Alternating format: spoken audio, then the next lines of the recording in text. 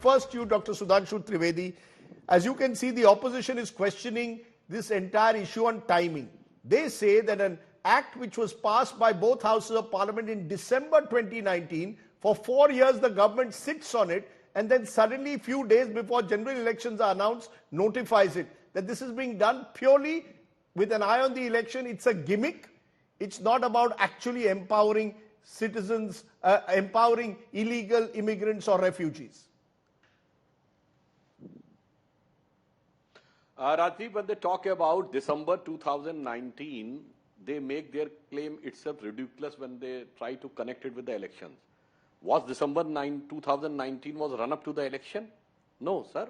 It was finally notified in January 2020. They're 6 months after the election. And subsequently, 2 years have gone in COVID.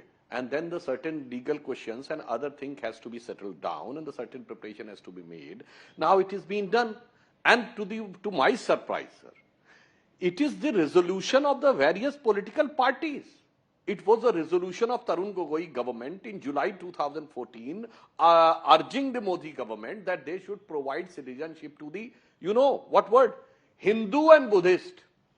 And in 2015, Assam Congress Committee passed a resolution in favor that the minorities, and they mentioned the word Hindu, Sikh and Buddhist. I am unable to understand, sir.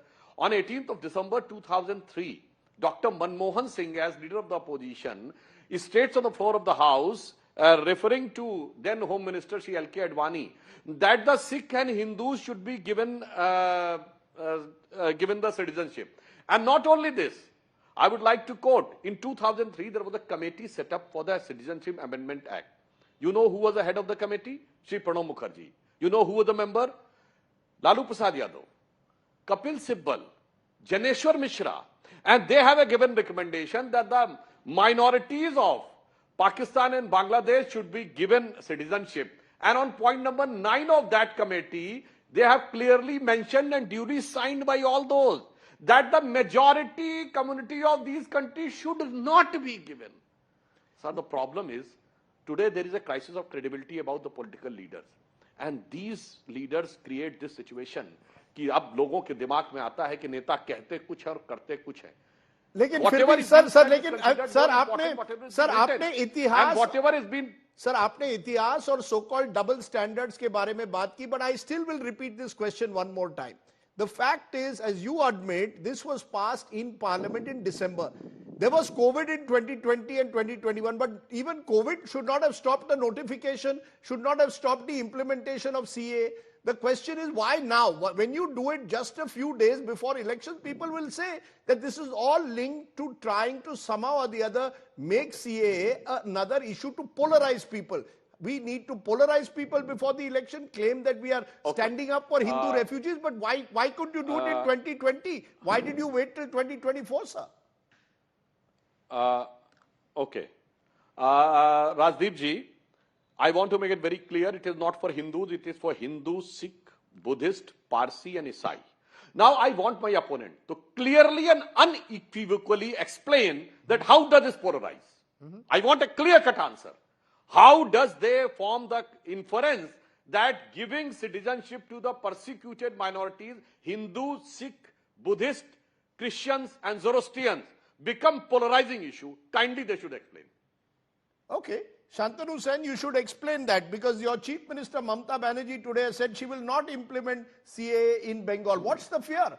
The fact is, A, it's a central legislation. So you can't say Bengal will not implement it. It's a central legislation. B, according to Sudhanshu Trivedi, the fact is that, are you saying that refugees who, according to Sudhanshu, should be seen as persecuted minorities in neighboring countries should not get citizenship rights? When the UPA was in power, they too were in favor of granting them citizenship right, and you were part of that government.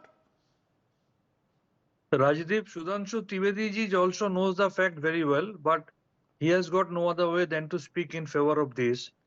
You tell me, in 2019, in the month of December, this bill was bulldozed in Parliament.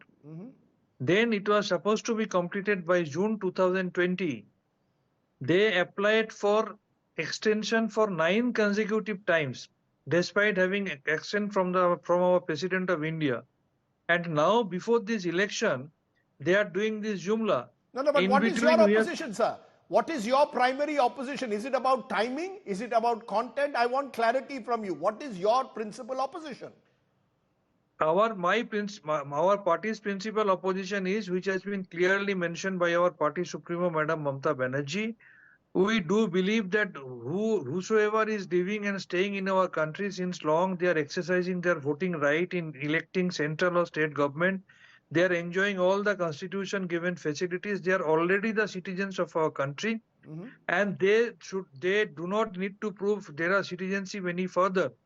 No, And so on I, the so, contrary, so and once again, and we have also said, if this CAA deprives any community from their any right, we are going to fight tooth and nail. And our party supremo has once again said this afternoon in the press conference that we opposed this CAA. We have been opposing and we will be opposing in the coming days. no, sir. And Let me get it very clear. Are you saying that you want citizenship to be given to all, whether it's a Matwa Hindu from the scheduled caste community who has come in before 2014 and a Muslim who has come in from Bangladesh? Are you saying both deserve it?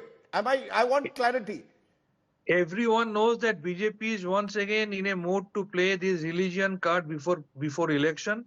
And once again, I do repeat, it's very clear, it's crystal clear, it's loud and clear. No, answer my question. Are you saying whether you are a Bangladeshi Muslim who has come into Bengal or whether you are a Matua community who has come in from Bengal, both deserve citizenship if they have spent 5 years before 2014 as the bill envisages? I think I failed to convince you. Our point is, whosoever is staying in our country since long and exercising their every right, they are already citizens and they don't need to prove further regarding their citizenship. Okay.